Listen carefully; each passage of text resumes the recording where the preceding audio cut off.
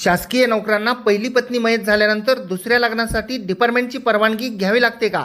नमस्कार, मी आपला वकील मित्र ॲडव्होकेट कैलास नाईक. कायद्याचं म्हणजेच तुमच्या फायद्याचं बोलूया. तुमच्या आवडीच्या कोर्ट कचेरी या यूट्यूब चॅनलवर हिंदू विवाह कायद्याप्रमाणे पहिली पत्नी हयात असताना दुसरे लग्न करावायचे असल्यास पहिल्या पत्नीपासून घटस्फोट घ्यावा लागतो. घटस्फोट हा फक्त न्यायालयाच्या आदेशानेच होतो. अन्य कोणत्याही प्रकारे घटस्फोट होऊ शकत नाही. परंतु पहिली पत्नी मयत झाल्यानंतर दुसरे लग्न करण्यासाठी माननीय न्यायालयातून परवानगीची आवश्यकता नाही. तसेच एखादी व्यक्ती ही शासकीय नोकर असेल व त्यांची ही पहिली पत्नी मयत झालेली असेल तर त्यासाठी सुद्धा डिपार्टमेंटची किंवा न्यायालयाची कोणतीही परवानगी घ्यावी लागत नाही. पहिल्या पत्नीच्या मृत्यूनंतर केलेले दुसरे लग्न हे कायदेशीर ठरते. व्हिडिओ आवडल्यास व्हिडिओला शेअर करा. कोर्ट कचेरी या यूट्यूब चॅनलला सबस्क्राईब करा.